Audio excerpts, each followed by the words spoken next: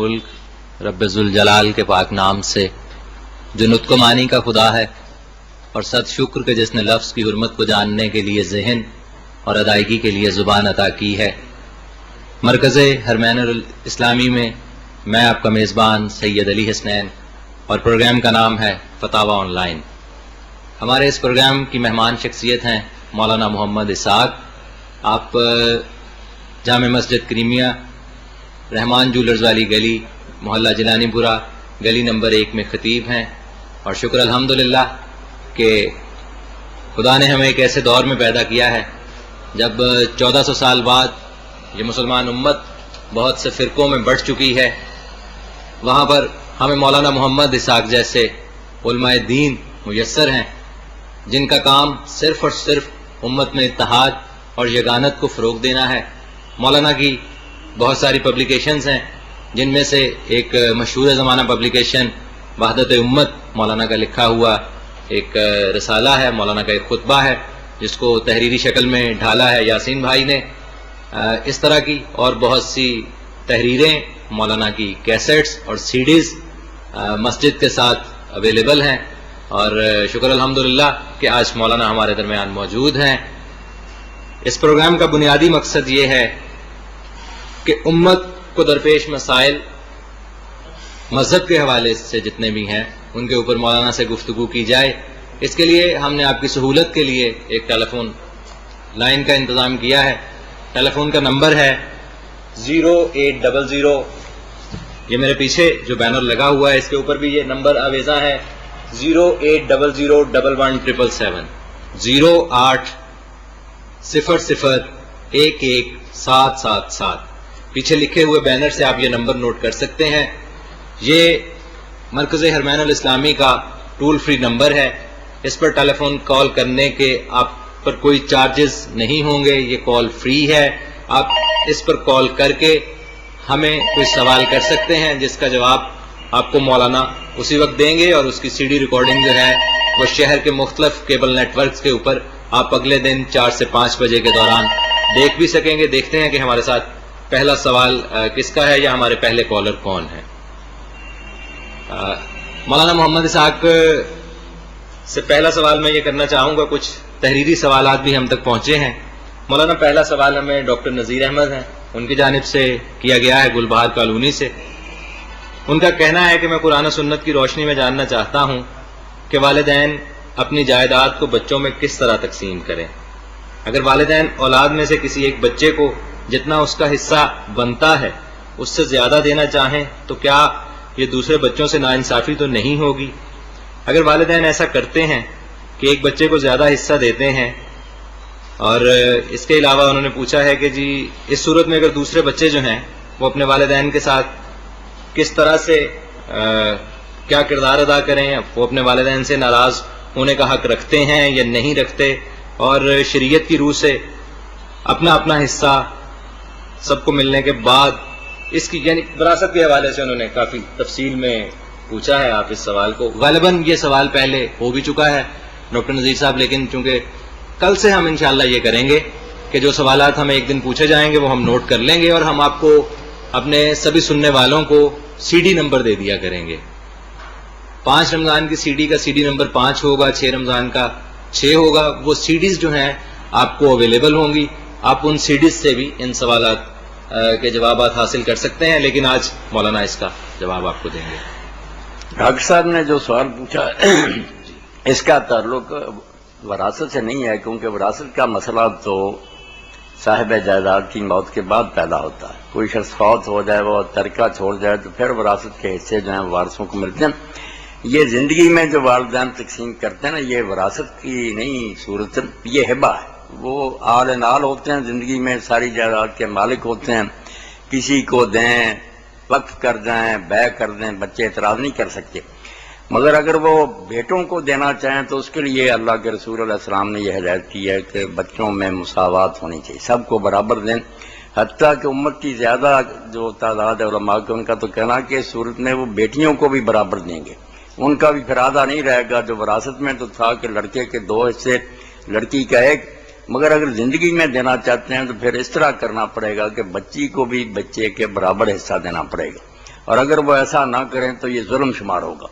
رسول کریم علیہ السلام کی زندگی میں ہی ایک شخص نے اپنے بیٹے کو اپنی بیوی کے کہنے پر کوئی زیادہ دے دیا، بیویاں ان کی کئی تھی، کئی بیویوں سے اولاد تھی، اور ساتھ ہی یہ کہا کہ میں پھر مطمئن ہوں گا اگر آپ اس ہبہ کا رسول کریم علیہ السلام کو گواہ ٹھہرائیں۔ حضور گواہ بنے کہ واقعی عبداللہ بن رواحہ نے اس کو دے دیا، یہ پھر میں مانوں گا۔ جب رسول کریم علیہ السلام کے پاس گئے تو آپ نے فرمایا دوسرے بیٹوں کو بھی آپ نے اتنا ہی دیا؟ تو انہوں نے کہا نہیں۔ تو آپ نے فرمایا لا اشہد علی جور، یہ ظلم ہے اور میں ظلم کا گواہ نہیں بن سکتا۔ کیا تم نہیں چاہتے کہ تمہاری ساری اولاد تم سے یکساں احترام اور تعظیم کے ساتھ پیش آئے؟ اگر چاہتے ہو تو تم بھی ان سب کے ساتھ یکساں رویہ اختیار کرو۔ اس لیے یہ طریقہ جو ڈاکٹر صاحب نے پوچھا ہے کہ زندگی میں والد جو ہے وہ کسی کو کم دیتا، کہ بالکل شریعت کی روح سے ظلم ہے، صریح زیادتی ہے، بچوں کی حق تلفی ہے۔ بچوں کے علاوہ اگر کسی کو دینا چاہتا پھر بچے نہیں اعتراض کر سکتے، وہ الگ بات ہے، مگر بیٹوں کو ہی دے رہا کم و بیش کر کے، یہ اس کو حق نہیں ہے، اس پر بچے احتجاج کر سکتے ہیں۔ باقی اگر وہ یہ ظلم کرے تو پھر ٹھیک ہے، جیسے دوسرے مجرم اللہ کے ہاں جواب دہ ہوں گے ایسے والدین بھی ہوں گے، مگر بیٹوں کو بہرحال احترام نہیں کرنا چاہیے۔ اللہ نے جب کفار تک کے بارے میں کہہ دیا کہ کافر ماں باپ بھی ہوں تو ان کی غلط بات نہ مانو، مگر صاحب و ما فی الدنیا معروف، دنیا کی زندگی میں ان کے ساتھ اچھا رویہ اختیار کرو۔ اس لیے بیٹے درگزر سے کام لیں کہ ابا جی نے جو کرنا تھا کر دیا، ہم تو نہ قصوروار بنے، وہ احترام کے ساتھ پیش۔ اور ساتھ ہی ڈاکٹر صاحب نے اس کے ساتھ جو لکھا کہ شریعت میں آگ کی کیا حیثیت ہے، جیسے کہ علی حسنین صاحب نے کہا، میں پہلے ہی واضح کر چکا ہوں، آگ شریعت میں کوئی شے نہیں، کسی کو اختیار نہیں ہے کہ وہ وارث کو آگ کرے۔ البتہ اگر وہ یہ کرنا چاہتا ہے ظلم کہ نہیں بعد میں کسی بیٹے کو دینا چاہتا تو زندگی میں اپنے نام سے جائیداد ختم کرا دے، انتقال کر دے، جن کو دینا چاہتا دے دے، پھر وہ بچہ محروم ہو جائے گا آٹومیٹک۔ جب کوئی جائیداد ہی نہیں باقی رہی موت کے بعد تو ملے گا کیا؟ مگر یہ جو ہے نا کہ آگ نامہ لکھ دیا، اس کا کوئی اثر نہیں، وہ بچہ جس کو آگ کیا وہ بعد میں برابر حصہ دار ہے، لے گا جائیداد۔ بہت شکریہ مولانا۔ پروگرام فتاوی آن لائن، رابطے کا نمبر 0811 777 0800 11 اس ٹیلی فون نمبر پر آپ ہمیں فون کر کے اپنے سوالات کا جواب حاصل کر سکتے ہیں۔ جو سوال آپ آج ہمیں کریں گے اس کا جواب اگلے دن آپ کو شہر کے مختلف جو کیبل نیٹ ورکس ہیں ان پر سی ڈی کے ذریعے سے مل جائے گا۔ اس کے علاوہ مولانا کے ساتھ آپ آن لائن ہولڈ پہ بھی رہیں گے اور اسی وقت بھی آپ کو آپ کے سوال کا جواب مل جائے گا۔ مولانا ایک اور سوال ہم تک پہنچا ہے، یہ جو کالا علم ہے اس کے حوالے سے انہوں نے کہا ہے کہ شہر کی مختلف دیواروں پر اکثر ہم نے بھی پڑھا ہے یہ لکھا ہوا کہ کالے علم کی توڑ، ستاروں کی بندش، کاروبار میں رکاوٹ، اور اس طرح شادی بیاہ کے معاملات اور بہت سی باتیں جتنی بھی وہ لکھی جاتی ہیں، اشتہارات بھی چھپوائے جاتے ہیں۔ تو یہ کیا کاروبار ہے اور اس ملک میں اسلامی جمہوریہ پاکستان میں کیا ہو رہا ہے، کیا نہیں ہونا چاہیے؟ خیر ہم بس اسی تک رکھیں گے کہ اس کی کالے علم کی اور اس طرح کے جو اشتہارات ہیں ان کی کیا حیثیت ہے اور اس کے حوالے سے مسلمان کا عقیدہ کیا ہونا چاہیے۔ علوم سفلیہ اور اس کے جتنے شعبے ہیں نا، سحر ہے، جادو ہے، یا علم النجوم ہے، ستاروں سے تعلق رکھنے والے علوم ہیں، یہ ساری باتیں اسلام کی نگاہ میں قطعاً باطل ہے۔ جو آدمی ان میں حصہ لیتا ہے وہ کفر سے کم گناہ نہیں کرتا۔ اللہ کے رسول علیہ السلام نے فرمایا جو نجوم سیکھتا ہے وہ بھی سحر کا، جادو کا ایک شعبہ سیکھتا ہے، اور جو جادو سیکھتا ہے اس نے تو کفر کیا۔ اس لیے یہ ساری باتیں جن میں لوگ اپنی ضعیف الاعتقادی کی وجہ سے پھنسے ہوئے نا، دین کی روشنی میں سب حرام ہے۔ بس یہ کالا علم سرے سے دین میں اس کی کوئی گنجائش نہیں، کفر ہے۔ ایک سوال دیکھتے ہیں۔ السلام علیکم۔ وعلیکم السلام جی۔ جی کون دوست ہیں جی؟ سوال ہوں جی ذوالفقار بٹو بول رہا ہوں جی۔ کون صاحب بول رہے ہیں؟ ذوالفقار بٹو بول رہا ہوں۔ ذوالفقار بٹو صاحب۔ مولانا صاحب تشریف رکھتے ہیں جی؟ جی مولانا صاحب ہیں۔ ذوالفقار صاحب کہاں سے بول رہے ہیں آپ؟ تو میں جی سنیری ٹاؤن اپنے پیپلز کالونی میں سے۔ اچھا پیپلز کالونی سے۔ جی پوچھئے کیا سوال پوچھنا چاہتے ہیں آپ؟ سوال ہے جی مولانا صاحب سے کہ آج کل زکوٰۃ کے بارے میں لوگوں کو جو ذاتی گاڑی جو ہے نا، جی مالیت بھی شامل ہوتی ہے، ایک گھریلو استعمال کے لیے جو گاڑی یا مکان کی جو گھریلو استعمال کے لیے، جی بات کے سلسلے گاڑی کے حوالے سے آپ نے پوچھنا چاہا ہے؟ ہاں جی، کہ زکوٰۃ اس پر لاگو ہوتی ہے، اس کی مالیت پر؟ جی مولانا سواری کی گاڑیاں جو ہے نا ان پر بٹو صاحب کوئی زکوٰۃ عائد نہیں ہوتی. اسی طرح رہائشی مکان جو ہیں ان کی مالیت پر بھی کوئی زکوٰۃ نہیں. اگر کچھ مکان آپ نے کرائے پر دیے ہوئے ہیں تو ان سے جو کرایہ وصول ہوتا ہے وہ دوسری نقدی میں آپ شامل کر کے اس پر زکوٰۃ دیں گے جیسے دوسری رقم کا دیں گے. باقی خود جو مکان ہے اس کی مالیت پر کوئی زکوٰۃ نہیں. اسی طرح جو لوگ کارخانوں کے مالک ہیں وہ فیکٹریوں کی جو بلڈنگ ہے وہ مشینری وہاں یا ٹرانسپورٹ کے ذرائع ان پر زکوٰۃ نہیں ہوتی.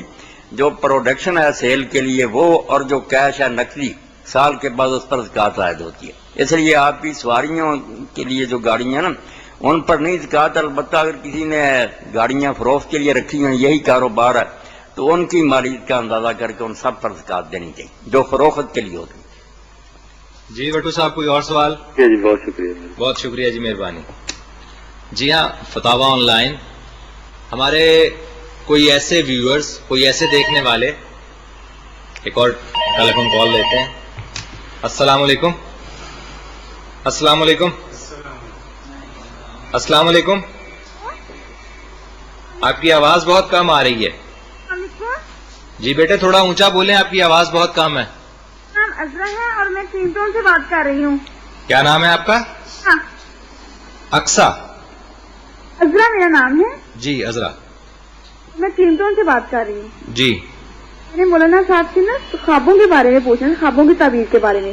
خواب کے بارے میں؟ اچھا جی. یہ پوچھنا ہے کہ جو خواب میں جو گدلا پانی دیکھا جاتا ہے، بہتا گدلا پانی، بہتا گدلا پانی، کیا تعبیر ہے؟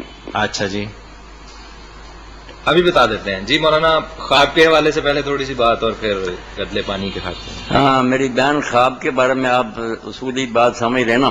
اللہ کے رسول علیہ الصلوۃ والسلام نے فرمایا کہ خوابیں نہ تو ساری بے حقیقت ہے، وہم و خیال ہی نہیں، نہ ساری ٹھیک ہی ہیں. 3 قسم کی خوابیں آپ نے بتلائی ہیں. ایک تو فرمایا کہ وہ اضغاث و احلام ہے، اپنے ہی پریشان خیال آتے ہیں جو سوتے وقت سامنے آ جاتے ہیں. ان کی تو کوئی فکر نہیں کرنی چاہیے، ان کی طرف توجہ ہی نہیں کرنی چاہیے. دوسرا تخویف من الشیطان، شیطان بھی موقع ڈھونڈتا ہے کہ آدمی کو پریشان کرے، اس لیے ڈراؤنے خواب آتے ہیں. ان کا علاج بھی اللہ کے رسول علیہ السلام نے فرمایا کہ ڈراؤنا خواب کسی کو سناؤ نہیں، کوئی تعبیر نہ پوچھو، اور جب خواب آئے تو بائیں طرف 3 مرتبہ تھوک دو اور ساتھ ہی اعوذ باللہ من الشیطان الرجیم کو اور پہلو بدل کر سو جاؤ، انشاءاللہ کچھ نہیں ہوگا. اور تیسرے خواب جو ہیں یہ اچھے ہیں، بشرا من اللہ، اللہ کی طرف سے خوشی کی خواب. ایسے خواب اگر آئیں جس میں خوشی محسوس کرے آدمی، وہ ضرور بتانے بھی چاہیے، اس سے خوش بھی ہونا چاہیے، اللہ تعالیٰ کا شکر بھی ادا کرنا چاہیے. باقی یہ گدلا پانی جو آپ نے دیکھا کوئی فکر نہ کریں، انشاءاللہ سب ٹھیک ہوگا. خوابوں کے زیادہ پیچھے نہ پڑا کریں، ان کو نظر انداز کیا کریں، اللہ سے خیر مانگا کریں، اللہ قادر مطلق ہے، بھلائی ہوگی انشاءاللہ. جی عذرا کوئی اور سوال کرنا چاہیں گے آپ؟ ایسا یہ کہ میری ایک دوست نا اس کے ابو پچھلے سال عمرہ کر کے آئے. اچھا جی. انہوں نے نا وہاں پہ کوئی ان کو کوئی مسلم کنٹری کا کوئی بندہ ملا، وہ کہہ رہا تھا ان کو کہ دعائے جمیلہ 15 روزے دعائے جمیلہ پڑھنے سے نا انسان کے دل میں جو خواہش ہوتی ہے اللہ تعالیٰ سے پورا کرتے ہیں. تو قاری صاحب سے کیا یہ پوچھنا ہے کہ کیا یہ دعائے جمیلہ کی واقعی کوئی اہمیت یا فضیلت ہے؟ ٹھیک ہے جی. دعائے جمیلہ کی فضیلت تو کوئی نہیں، فضیلت ہوتی ہے ان چیزوں کی جو اللہ کے رسول نے بتلائی نا، ان کی تو بیٹا فضیلت ہوتی ہے. رسول اللہ کہتے ہیں جو یہ کام یہ پڑھے گا اس کو یہ ثواب ہوگا. ثواب تو صرف اللہ دینے والا اور اس کی اطلاع رسول اللہ دیتے ہیں. یہ جو دعائیں ہیں نا، ایسی دعائے جمیلہ اور بھی ایسی دعائیں، یہ بری نہیں ہیں، کلمات اچھے ہیں، بہت عمدہ ہے کلمات، آپ پڑھیں انشاءاللہ اللہ تعالیٰ دعا سنے گا. مگر ان کے فضائل جو لکھ دیتے ہیں نا شروع میں کہ جبریل آئے حضور کو یہ کہا اور حضور نے یہ اطلاع دی، یہ ساری باتیں جھوٹی ہیں، یہ نہیں انہیں لکھنی چاہیے. اس سے توبہ کریں کیونکہ یہ رسول کریم علیہ السلام سے نہیں ثابت. بعد میں اگر نیک لوگوں نے کچھ کلمات تجویز کی ہیں اور اچھے ہیں تو یہ بندش نہیں دین میں کہ آپ کوئی دعا نہیں پڑھ سکتی. بے شک نئی دعا بھی کسی نے لکھی ہو، اللہ سے دعا کی ہو تو وہ پڑھی جا سکتی ہے. دعائے جمیلہ بہرحال ہے عمدہ، بہت اچھی، مگر اس کے شروع میں جو چیزیں لکھی ہوئی ہیں نا یہ نہیں ٹھیک. اور نہ 15 رمضان کی کوئی شرط ہے، بے شک روزانہ آپ پڑھتی رہیں. ٹھیک ہے جی عذرا. اور سوال پوچھنا تھا. ہیلو. جی جی پوچھیں، جلدی پوچھ لیں ذرا. جو عورتوں کو اللہ میاں نے چھوٹ دی ہوئی ہے خاص مدت کے لیے کہ وہ نہ نماز پڑھیں، تو ان کی ایک بعض عورتوں کی روٹین بن جاتی ہے کہ ان کو چوتھے یا 5ویں دن وہ ایسا محسوس کرتی ہیں کہ وہ نا اب نماز پڑھ سکتی ہیں. تو کیا وہ نماز پڑھ لیں یا وہ اپنا عرصہ پورا کریں؟ وہ مولانا یہاں پہ یہ بات واضح کر دیں پہلے، میری طرف سے بھی ایک سوال ہے کہ کیا نماز کی چھوٹ کا معاملہ ہے یا کس طرح سے اس کو ذرا پہلے تو یہ جو پوچھا آپ نے کہ عورتوں کو خاص دنوں میں نماز کی چھوٹ ہے، ایسا ہی ہے، روزہ بھی انہیں معاف ہے، معاف کیا ان کے لیے حرام ہے، اگر رکھا ہوا بھی اور سورج غروب ہونے سے چند لمحے پہلے بھی ایام شروع ہو جائیں تو وہ روزہ ٹوٹ جاتا. ان کا روزہ جو ہے اس کے لیے شرط ہے کہ صبح سے لے کر فجر شام تک وہ پاک رہے، اس لیے ایام اگر شروع ہو جائے نا تو پھر روزہ نہیں رکھتی، رکھا ہوا بھی باطل ہو جاتا. نماز معاف ہے، نماز معاف ہے، نماز کی تو بعد میں قضا بھی لازم نہیں، جو نمازیں اس دوران میں چھوٹ گئی وہ معاف، وہ نہیں پڑھنی پڑتی. روزے جو اس دوران چھوٹے ہیں وہ بعد میں رکھنے پڑتے ہیں. باقی اس کے لیے میعاد نہیں کوئی کہ ضرور اتنے دن پورے کرنے 10 دن نہیں. دیکھنا یہ ہے کہ خون وہ بھی گاڑھا سیاہ رنگ کا جو ہے نا وہ ہوتا ہے خون حیض، وہ جب تک آ رہا اس وقت تک اپنے کو ناپاک سمجھیں، نہ نماز پڑھیں نہ روزہ رکھیں. اگر خون بھی جو ہے نا ذرا دوسرا ہو جائے، زردی مائل ہو جائے یا اس کا رنگ بدل جائے تو غسل کر کے آپ نماز شروع کریں. صرف گاڑھا سیاہ رنگ کا جو ہے نا خون جتنے دن وہ آئے وہ ہے حیض کا. جی حضرت تھینک یو جی. اور مولانا صاحب کی جو بھی سن رہے ہیں ان کی یہ ہے کہ ہم سب مل کے مولانا صاحب کی صحت کامنا کے لیے دعا کریں، اللہ تعالیٰ ان کو لمبی زندگی عطا کرے، صحت و تندرستی عطا کرے. اللہ جزائے خیر دے، اللہ بیٹا آپ کو بھی خیریت سے رکھے. پروگرام فتاوا آن لائن مرکز حرمین الاسلامی، یہ ادارہ جس کا بنیادی مقصد کچھ تو آپ کے سامنے پہنچ ہی رہا ہے، دین کے اندر جو ابہام ہے اس کو دور کرنا، دین کی تبلیغ کو پھیلانا اور اسلام کے اچھے اور خوبصورت پیغام کو سبھی لوگوں تک پہنچانا. اس کے ساتھ ساتھ اس پروگرام کو آپ تک پہنچانے میں پاسبان ملت اسلامیہ کا بھی بہت حصہ ہے. پاسبان ملت اسلامیہ کی روح رواں ارشد شامی اور یاسین صاحب نے اس پروگرام کو آپ تک پہنچانے کے لیے بہت محنت کی ہے. ہم دعا گو ہیں کہ اللہ تعالیٰ پاسبان ملت اسلامیہ کے نوجوانوں کو بھی اس طرح کے نیک اور اچھے کام کرنے کی سعادت عطا فرمائے اور آئندہ بھی اس طرح کے پروگرام وہ ارینج کرتے رہیں.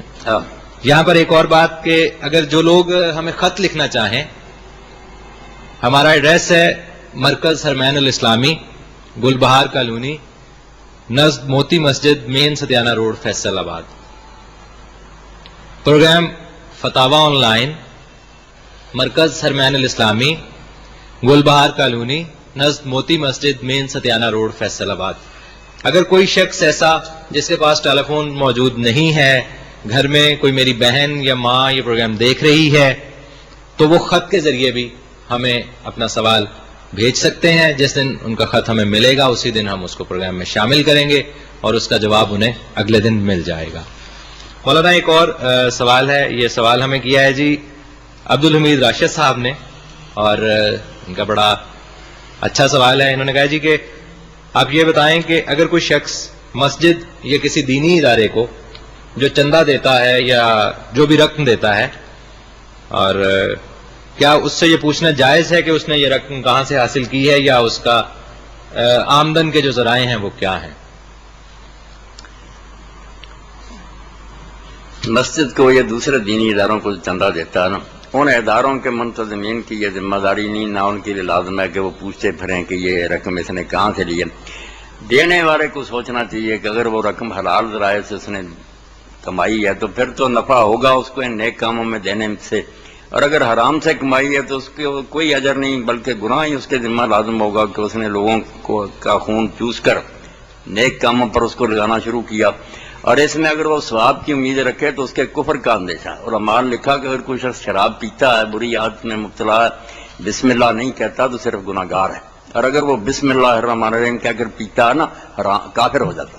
اس نے توہین کی اللہ تعالیٰ کی کہ تو نے حرام کیا، میں تیرا نام ہی لے کر پی رہا. تو اس لیے حرام کمانے والے ڈرے ہیں کہ وہ حرام کمائی مساجد کو اور دینی اداروں کو دے کر اگر سمجھے نا کہ اس میں ثواب ملے گا، توبہ توبہ، کفر کا اندیشہ. حرام میں ثواب کیا، صرف گندگی لگ گئی ہے جس کو وہ دھو رہے ہیں، وہ بھی اللہ کی مرضی معاف کرے یا نہ کرے.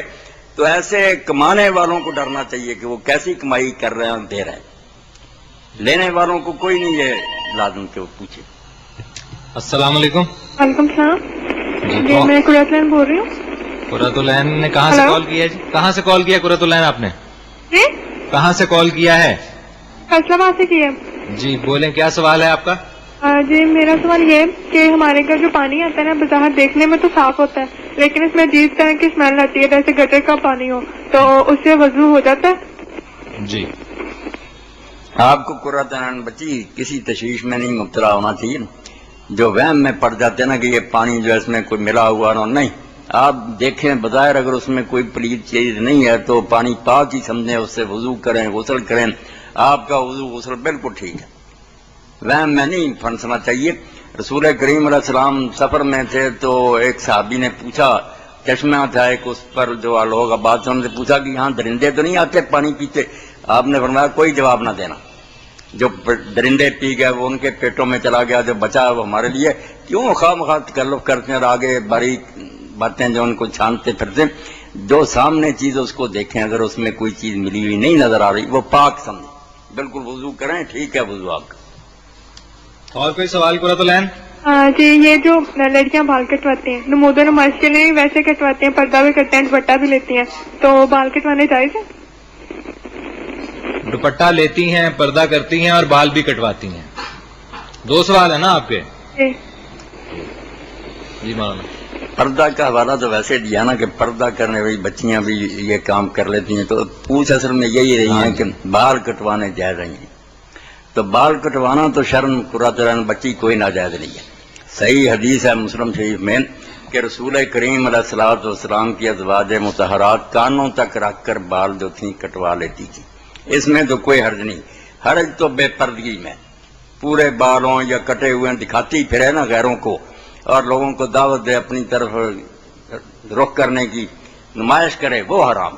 بال کٹوائے ہوں گھر میں یا پردے میں, بال کٹوانا تو اس حدیث سے پاک سے صاف صحیح ثابت ہوتا ہے. اس لیے بہت پہلے انگریزی دور میں امام عبدالجبار غزنوی رحمۃ اللہ علیہ نے اپنے فتاوی میں یہ کہا کہ جب حدیث پاک موجود ہے, ہم اپنی طرف سے کیسے کہیں کہ عورتوں کے لیے بال کٹوانا حرام؟ نہیں, حرام کوئی نہیں, بے پردگی حرام. دکھاتی پھریں, اپنی نمائش کریں, یہ ناجائز.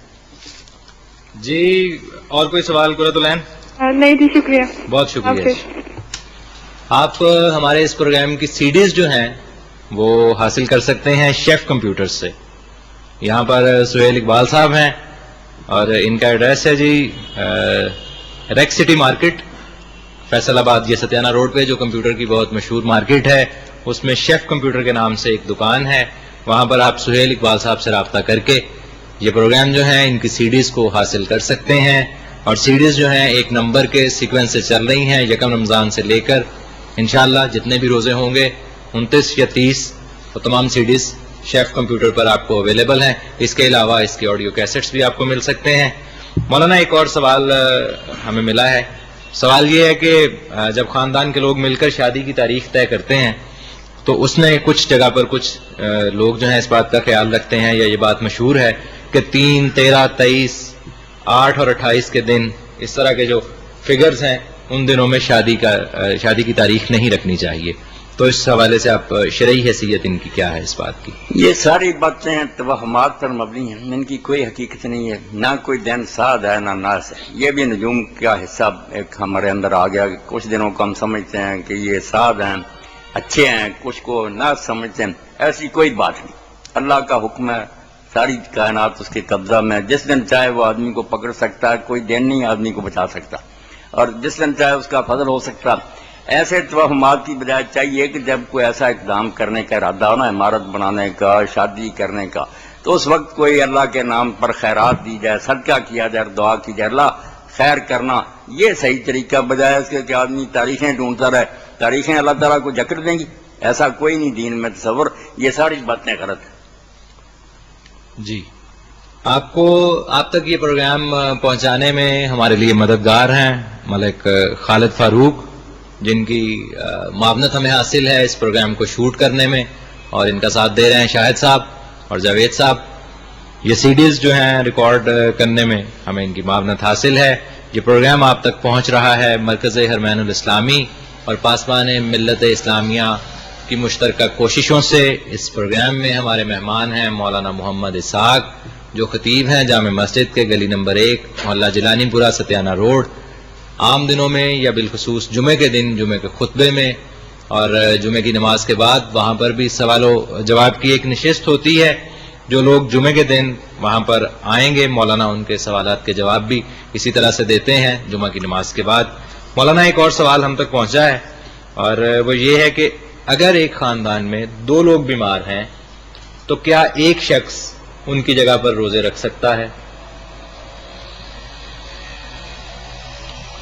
روزہ تو کوئی بھی کسی کی طرف سے نہیں رکھ سکتا، نہ ایک کی طرف سے نہ 2 کی طرف سے.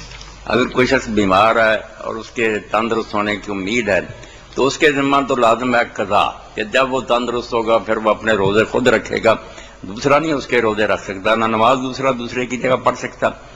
اور یہ 2 کا تو مسئلہ ختم ہی ہوگا نا، ایک کی طرف سے بھی نہیں کر سکتا، خود قضا کرے گا. اور اگر ایسا مریض ہے کہ اب اس کے تندرست ہونے کی امید ہی نہیں تو اس کا حل فدیہ ہے. کوئی شخص روزہ رکھے نہ رکھے، اگر وہ مسکین ہے آپ اس کو فدیہ دے دیں، آپ کے روزے کا جو معاملہ تھا وہ حل ہو گیا. یہ کوئی شرط نہیں کہ روزہ رکھنے والا کوئی ڈھونڈے، کسی کا روزہ کسی دوسرے نے نہیں رکھنا. ہاں آپ پر لازم ہے کہ اگر آپ تندرست نہیں فدیہ دیں، وہ غریب رکھے نہ رکھے، آپ کو اس سے کوئی دلچسپی نہیں. السلام علیکم. ہیلو، وعلیکم السلام جی. یہ مولانا صاحب؟ ہاں جی، فتاوا آن لائن ہے. کون بات کر رہی ہیں آپ؟ میں یہیں سے. اچھا جی بولیں، سوال بولیں آپ. ہاں جی، تو میں نے پوچھنا تھا، ایک تو استخارے کا طریقہ پوچھنا تھا. اچھا جی.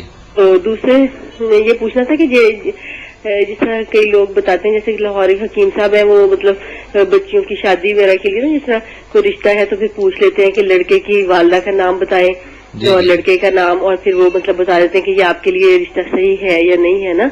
تو یہ صحیح ہوتا ہے طریقہ؟ ہاں جی، ابھی مولانا آپ کو بتاتے ہیں. میری بہن جو آپ نے پوچھا نا کہ شادی کے لیے لوگ رجوع کرتے ہیں کچھ لوگوں کی طرف، انہیں بتاتے ہیں کہ لڑکے کا نام یہ ہے، اس کی والدہ کا یہ ہے، بچی کا نام یہ ہے، اس کی والدہ کا یہ ہے، اور پھر وہ پتا کر کے بتاتے ہیں کہ رشتہ ٹھیک رہے گا یا نہیں ٹھیک رہے گا. یہ میری بہن بالکل بات آپ بھول جائیں، یہ فراڈ بنایا ہوا لوگوں نے. کل کے بارے میں کوئی نہیں جانتا کہ کیا ہوگا، کسی شادی کے بارے میں کوئی نہیں بتا سکتا. میرے اپنے علم میں اس شہر میں بہت بڑے عالم ہیں، بڑا چرچا ان کا، ان کے موقع سے ایک وہ کمپنی کے مالک سے ان کا ہے کہ بچہ تھا، انہوں نے استخارہ کرایا، ٹھیک ہے جی، وہ کیا نکاح، اتنا برا ثابت ہوا کہ بعد میں انہوں نے پوچھا حضرت صاحب وہ کیا، کہنے لگے ہاں استخارے میں کچھ غلطی ہوگی. دوبارہ پھر پوچھا، پھر کیا، میری بہن پھر تباہی ہوگی. اس لیے یہ سب بکواس ہے، کوئی کچھ نہیں جانتا نہ بتا سکتا. یہ اللہ نے پردہ غیب میں رکھا. کرنے کا کام جو ہے نا، جو استخارہ آپ نے پوچھا وہ سنت ہے، مگر وہ بھی جو لوگوں نے سمجھ لیا نا کوئی اطلاع آئے گی، کوئی اشارہ ہوگا، یہ بھی اپنی طرف سے گڑ لی نا بات کہ استخارہ کریں، آپ سوئیں، پھر آپ کو کوئی خواب آئے گا، کوئی اشارہ، یہ بہت سی چیزیں اپنی طرف سے اس میں ملا دی. میں نہیں، پتہ نہیں چلنا، وہ تو میں نے پہلے ہی بتا دیا، پتہ نہیں چلنا اللہ کے توکل پر. یہ استخارہ جو ہے نا، یہ ایک دعا ہے، سونا نہیں، اس کے بعد نہ کوئی خواب آنا. یہ صرف ہے کہ آپ کسی کام کا ارادہ کرتے ہیں، بے شک بچے کی شادی کا یا بچے کی، تو 2 رکعت نماز پڑھیں کسی وقت کی. 2 رکعت نماز پڑھ کر پھر دعا ہے رسول کریم علیہ السلام کی، وہ عام کتابوں میں مل جاتی ہے، مجھے آتی ہے زبانی، تو وہ پڑھنی ہے. اس کا مطلب صرف یہ ہے میری بہن، کوئی خبر نہیں آئے گی غیب کی آپ کو، نہ خواب میں کوئی سنائی دے گا. صرف یہ ہے کہ اللہ سے آپ یہ مانگیں گی کہ اللہ آپ سب کچھ جانتے ہیں، سب کچھ تیرے اختیار میں ہے، ہم کچھ نہیں جانتے، اگر یہ کام اچھا ہے تو ہونے دے، نہیں اچھا تو اس میں رکاوٹ ڈال دے. یہ سچے یقین و ایمان کے ساتھ اللہ کے حوالے معاملہ کرنا ہے. اس کے بعد آپ کوشش جاری رکھیں، اگر ہو گیا تو سمجھیں میں نے دعا مانگی تھی رو رو کر، ضرور اس میں بہتری اللہ نے اچھا ہی کیا. اور اگر نہ ہو تو آپ سمجھیں میں نے تو اللہ سے کہا تھا کہ اگر غلط کام ہے تو رکاوٹ ڈال دے، رکاوٹ اگر پڑ گئی ہے تو ٹھیک ہے. یہ دعا کرنے کا نام نا خیر کی دعا، عربی میں استخارہ کہتے ہیں خیر مانگنے کو. آپ نے جو خیر مانگی بس یہ جو کہتے ہیں اتنے دن پڑھو، سویا کرو، کوئی اشارہ، روزانہ بچیاں مجھ سے پوچھتی رہتی، ایسا استخارہ دین میں کوئی نہیں، کوئی اطلاع نہیں کسی کو آئے گی. ویسے یہ دعا بہت عمدہ، جب آپ نے اللہ کے سپرد کر دیا تو اللہ نظر انداز نہیں کرے گا، جو بہتر ہوگا انشاءاللہ وہی فیصلہ ہوگا. صحیح ہے، چلیں ٹھیک ہے، بہت شکریہ جی. السلام علیکم. وعلیکم السلام ورحمۃ اللہ. پروگرام آپ دیکھ رہے ہیں فتاوا آن لائن. ہماری مہمان شخصیت مولانا محمد اسحاق، میں آپ کا میزبان سید علی حسنین.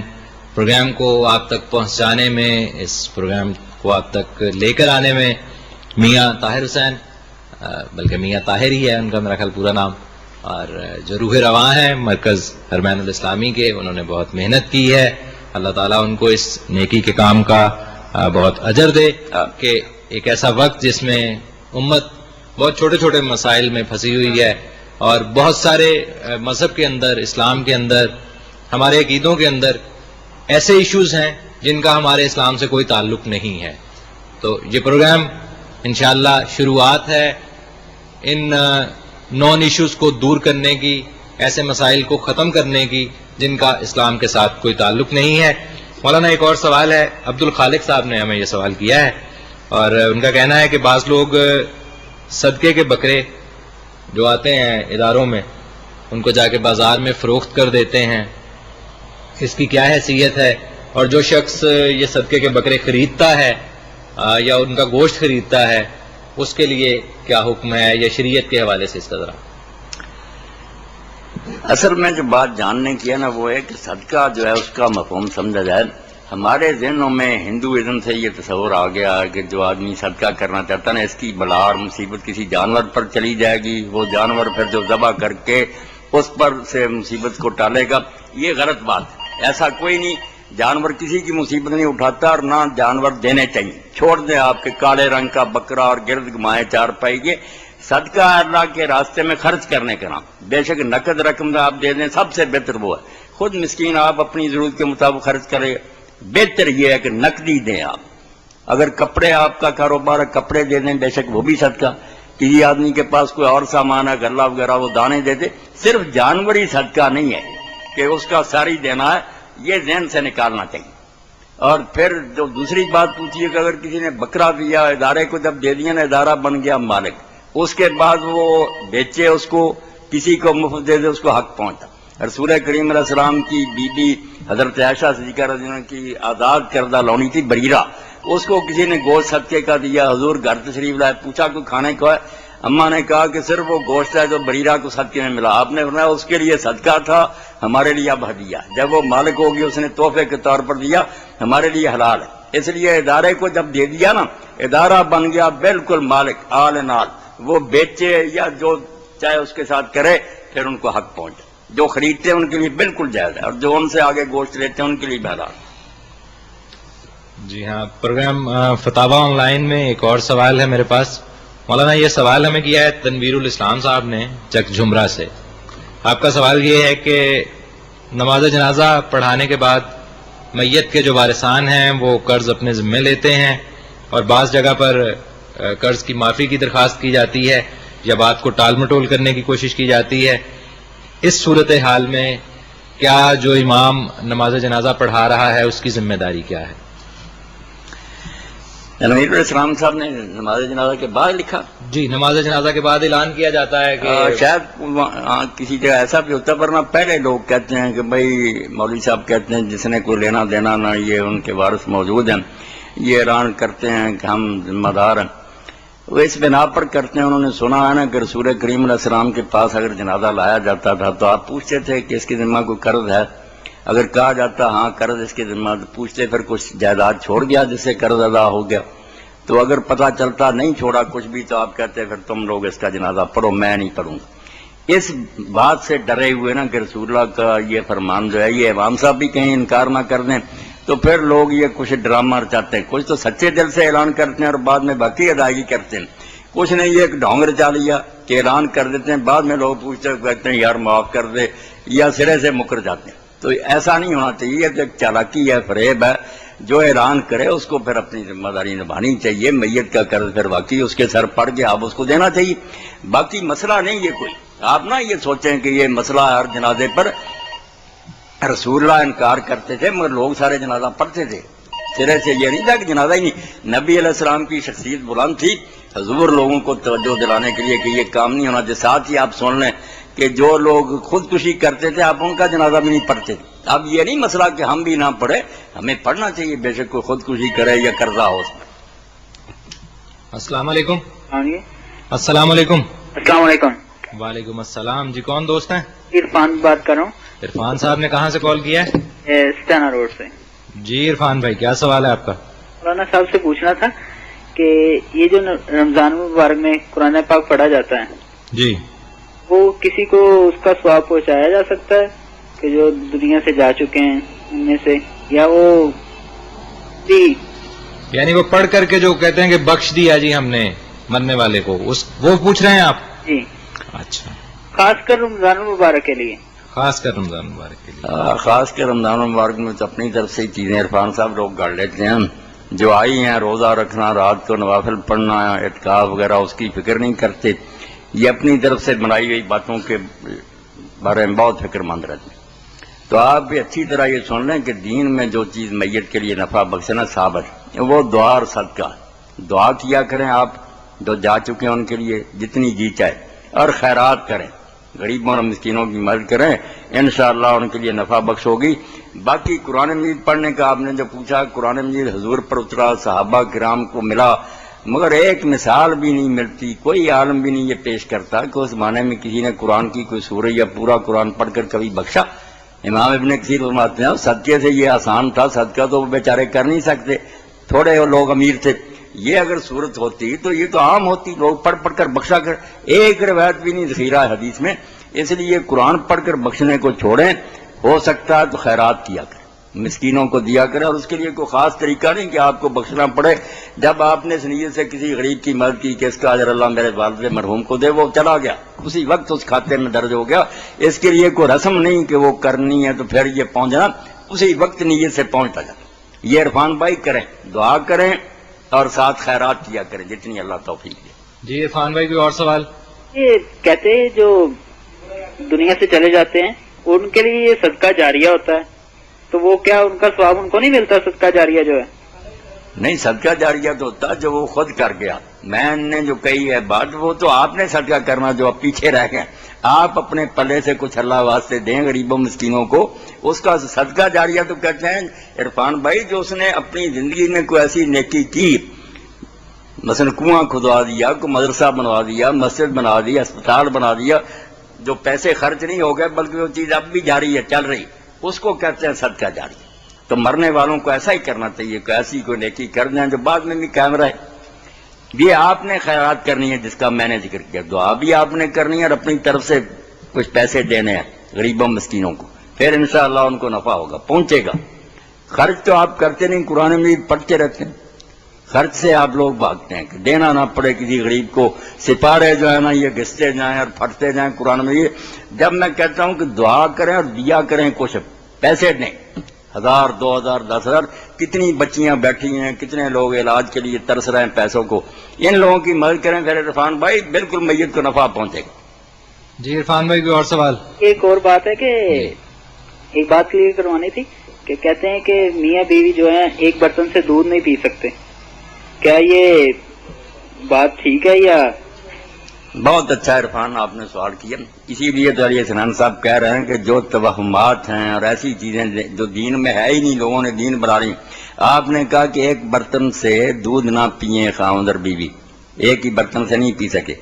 عرفان آپ یقین کریں کہ ایک برتن تو گزارا، وہ آدھا بیوی پی لے اور آدھا خاوند پی لے نا، اور گوشت کی ہو بوٹی آدھی وہ کھا لے آدھی وہ چونڈ لے تو بالکل جائز ہے. یہ عمل خود رسول کریم علیہ السلام کرتے تھے، اور آپ حیران ہوں گے ان دنوں میں کرتے تھے جن میں بیویاں ناپاک ہوتی. حیض کے دنوں میں وہ آدھی بوٹی چونڈ لیتی تھی ہڈی سے، آدھی حضور چونڈ لیتے وہیں منہ لگا کر. آپ نے تو ایسی معاشرت سکھائی، رہنا سکھایا کہ محبت کرو. کیوں نہیں ایک برتن سے پی سکتے، ایک دوسرے کا بچہ بھی کھا سکتے. تو ایسی وہمی چیزیں جو ہے نا اپنی بنائی ہوئی ان کو چھوڑیں، پاکیزہ اور ستھری زندگی گزاریں، محبت اور پیار سے رہیں، انشاءاللہ اللہ خوش ہوگا. یہ بھی بات ہے اپنے گھر میں اچھا سلوک کرنا. جی کوئی اور سوال عرفان بھائی؟ شکریہ، بہت مہربانی. بہت اللہ تعالیٰ شکریہ آپ کو جی، جزائے خدا حافظ.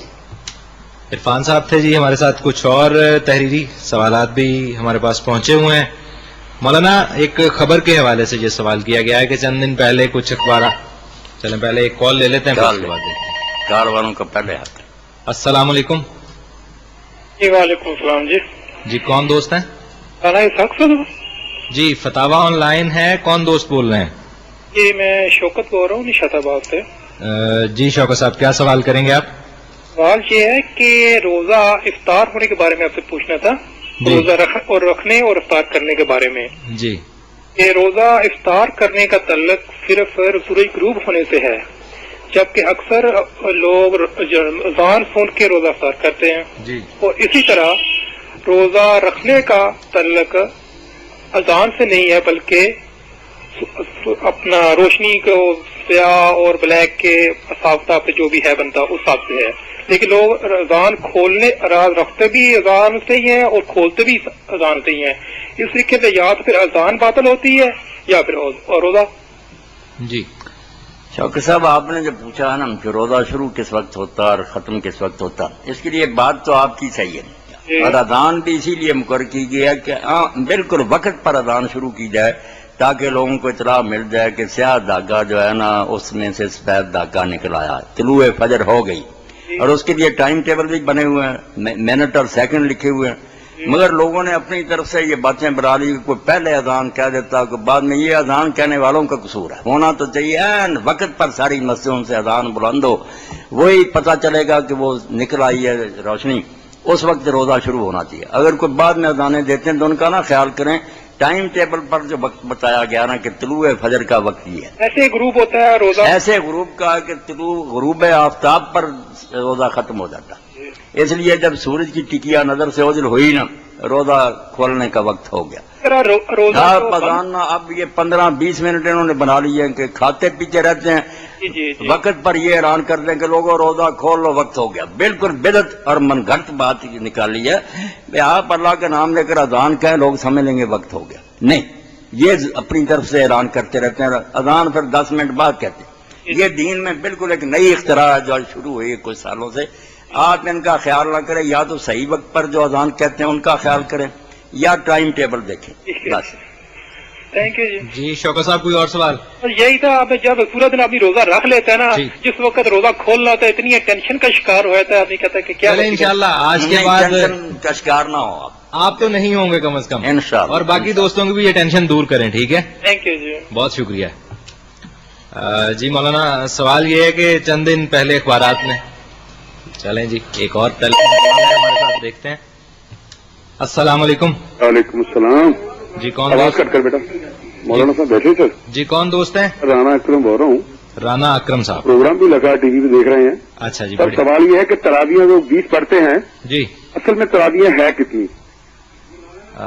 تراویح کے حوالے سے مولانا ایک دن پہلے بڑا تفصیل کے ساتھ جواب دے چکے ہیں، لیکن چلیں آج پھر میں مختصراً عرض کر دیتا ہوں. رانا صاحب بات تو بار بار یہ دہرائی جا چکی ہے کہ نماز تراویح کوئی الگ نماز نہیں ہے، یہ نماز تہجد ہی ہے. اس لیے رکھتے ہیں تو اس کی وہی ہیں جو تہجد کی ہیں، 11 رکھتے ہیں. اور وہ گھر میں آدمی پڑھے، پچھلے حصہ رات میں پڑھے تو افضل یہی ہے. اس میں کسی کا رانا صاحب اختلاف نہیں. جو 20 پڑھتے ہیں ان کے بھی بڑے مانتے ہیں کہ اصل طریقہ تو وہ ہے، مگر چونکہ لوگ پچھلے حصہ رات میں نہیں عموماً جاگتے، اس لیے یہ ہے کہ آسانی کی صورت نکالی گئی ہے کہ اگر پچھلے وقت نہیں جاگتے تو چلو پہلے حصہ رات میں یہ پھر کچھ پڑھ لیں. ورنہ اصل نماز جو ہے وہ رانا صاحب تہجد کی ہے. حضرت عمر رضی اللہ تعالیٰ عنہ، علی، عثمان سارے اس تراویح میں کبھی نہیں شامل ہوئے، تہجد پڑھتے تھے. اور کہا بھی ہے ان لوگوں سے حضرت عمر رضی اللہ نے کہ اس سے بھائی وہ نماز افضل ہے جس وقت تم سوئے رہتے ہو. مگر عام لوگوں کو چھٹی مل گئی، اس لیے 20 پڑھیں، 36 پڑھیں، 41 تک تو لوگوں نے پڑھی ہیں. مدینہ منورہ کی مسجد میں 41 تک ہوئی ہے. تو نفل ہیں جتنے جی چاہے پڑھے، ان کو گناہ نہیں کہہ سکتے. مگر اصل سنت اگر کوئی ادا کرنا چاہتا تو یہی ہے کہ عشاء کے 4 فرض اور 2 سنت پڑھ کر آرام کرے. تہجد کے وقت اٹھے، ساری سے آدھا پونا گھنٹہ پہلے مسواک کرے اور 11 رکعتیں پڑھے، لمبی دعائیں کرے، اللہ سے مانگے. اس وقت اللہ بھی آسمان دنیا پر آتے ہیں اور اعلان کرتے ہیں کہ مانگو جو مانگنا. صحیح وقت تو وہ ہے. بس مسئلہ میں نے پھر آج مختصر بیان کر دیا، پہلے تفصیل سے بیان کر دیا. جی رانا اکرم صاحب کوئی اور سوال؟ ہاں جی شکریہ سر، بہت بہت شکریہ، اللہ تعالیٰ جزا دے جی. مولانا کی 2 رمضان المبارک کی جو سی ڈی ہے جو آپ کو مل سکتی ہے شیف کمپیوٹر سے، ریک سٹی مارکیٹ جو ہے ستیانہ روڈ پر، وہاں سے ایک ٹیلی فون کال ہے، اس کے بعد میں پھر آپ کو ایڈریس بتاتا ہوں. السلام علیکم. السلام علیکم جی. وعلیکم السلام. جی کون دوست؟ السلام علیکم جی. وعلیکم السلام. کون دوست ہیں جی؟ معظم بول رہا ہوں سر. معظم جی. معظم صاحب کیا سوال ہے آپ کا؟ مولانا صاحب سے سوال تھا جی.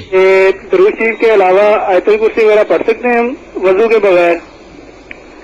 درود شریف کے علاوہ آیت الکرسی پڑھ سکتے ہیں وضو کے بغیر، یہی سوال ہے آپ کا؟